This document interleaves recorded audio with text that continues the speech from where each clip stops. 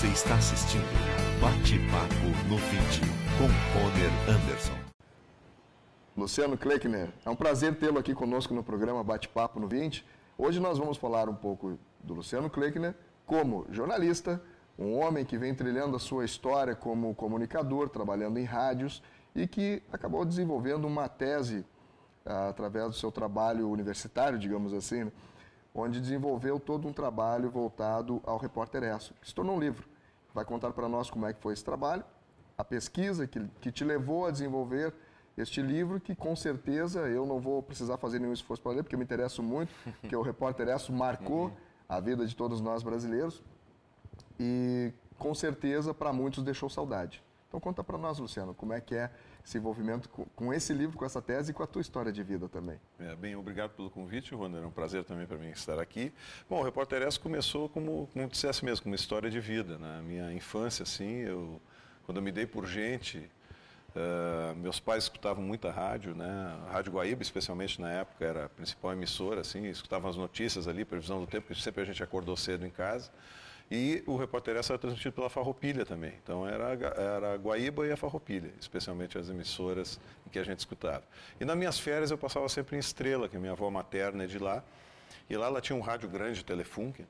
E esse rádio, a válvula, né? Então ele ficava verde, assim, dessa cor, assim, mais ou menos, quando a válvula estava quente, para a gente poder ligar e aí escutar, na verdade, né? Porque começava assim bem devagarinho o som, né? Bem baixinho, até pegar o ritmo. Até pegar o ritmo, né? Aí ficava verde. E ali eu me lembro que eu acompanhei lá a última edição do Repórter ESSO, foi no 31 de dezembro de 1968. E era comum a gente passar sempre o Ano Novo lá em Estrela, né? Meu pai e minha mãe passavam lá. E aí eu lembro da comoção que deu, né, na verdade, no imaginário lá, da tristeza que deu nas pessoas quando foi para o ar a última edição. E aí tu tens razão, deixou saudade, né, para esse... Então isso ficou marcado para mim. Depois, segui minha carreira de estudante, aí quando eu optei, na verdade, por fazer jornalismo, né, seguiu e tal, comecei a tomar o primeiro contato com o Repórter ESSO, síntese noticiosa, e na época, quando eu concluí o curso, não tinha... como a Natália vai fazer ali, a tua produtora, né, vai fazer no IPA o trabalho de conclusão, não tinha esse trabalho de conclusão. E aí eu saí da faculdade e fui trabalhar no mercado.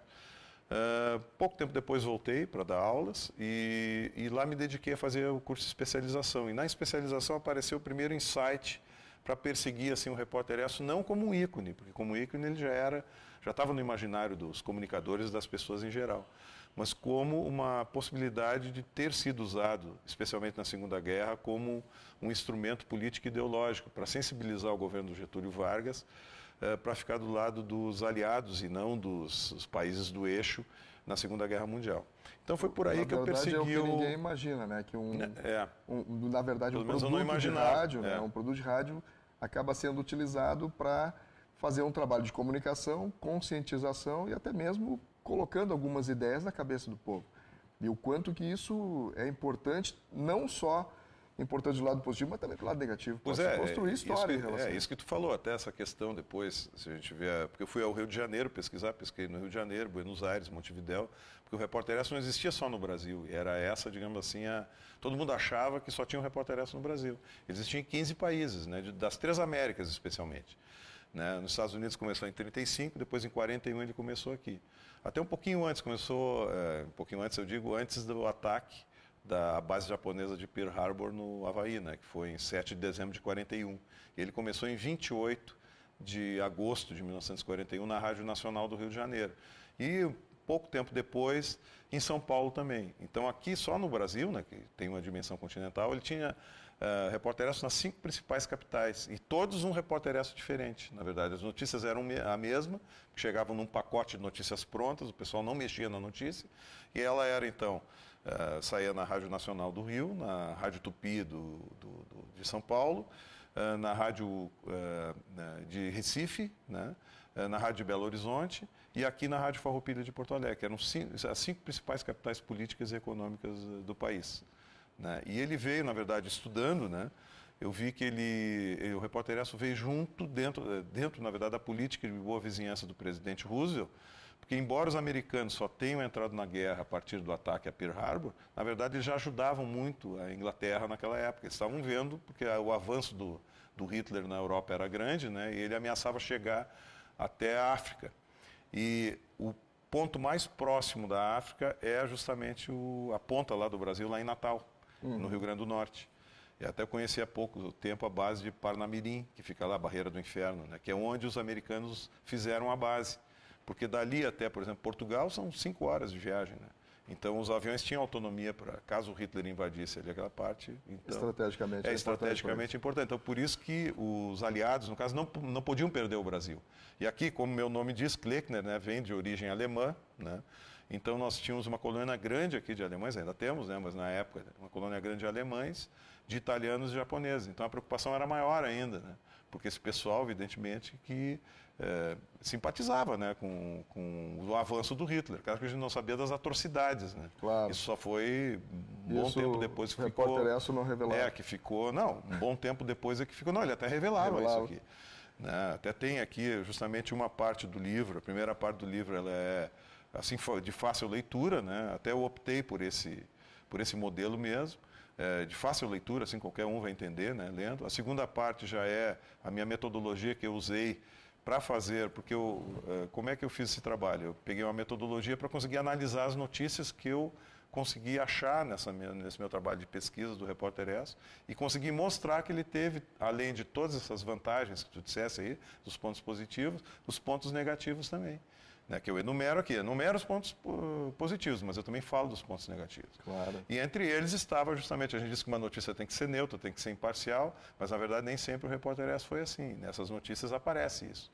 Então usei uma metodologia para conseguir mostrar isso. Então eu mostro, peguei as notícias do Repórter ES na década de 40, década de 50 e de 60, porque ele terminou em 68. E aí eu passo a analisar então essas notícias que eu consegui localizar. E isso não te trouxe algum tipo de... Talvez alguma questão de relevância a respeito de pessoas envolvidas com o Repórter ES, tanto a nível de governo, até mesmo de opiniões pessoais, sobre algumas revelações que o livro faz? Não, sim, tem. Uma represália? Tem. Por exemplo, eu mesmo, quando eu estava fazendo a entrevista, quando eu fui perguntar para um redator do Repórter ES se ele foi utilizado assim com um viés político ideológico, ele simplesmente não quis me atender. Ele estava lá no gabinete dele da prefeitura, da Câmara de Vereadores do Rio de Janeiro. E aí eu tive que acalmá-lo. Digo, olha, não sou eu que estou dizendo isso aqui, são os teus colegas aqui que eu já entrevistei da Rádio Nacional. Eu só te pergunto, tu tem a oportunidade de te manifestar e dizer que não era assim. Eu disse, não, na minha época não era assim. E aí eu cito aqui no livro, na edição, tudo bem, mas os outros dizem que era, né? Então, uma grande parte das pessoas que eu entrevistei, porque eu fiz entrevistas também, né? Além de coletar o material, o pouco material existente, isso diga-se bem da verdade, né? Porque muitos assim foram guardados, muitos noticiários guardados assim num armazém, aquele armazém pegou chuva e depois foi invadido pelos ratos e depois foi vendido como papel velho, né? Então, os noticiários escritos sumiram. Né?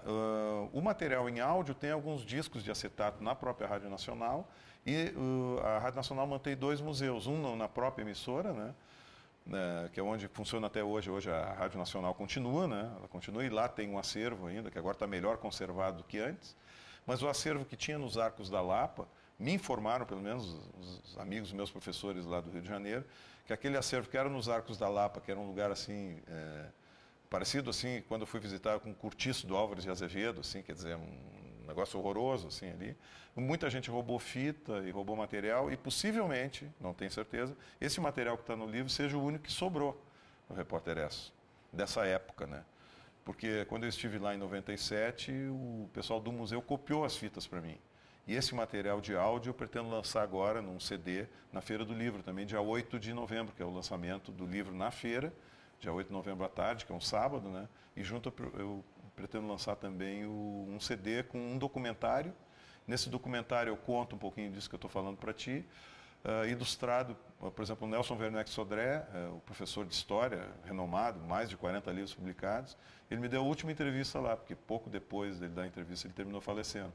Infelizmente, é uma pessoa muito querida, muito legal. Joel Silveira, um jornalista que faleceu o ano passado, né, que foi um dos únicos jornalistas que foi cobrir a Segunda Guerra pelo Diário e Emissoras Associadas. Também não me deu a última entrevista, mas me deu uma entrevista muito boa.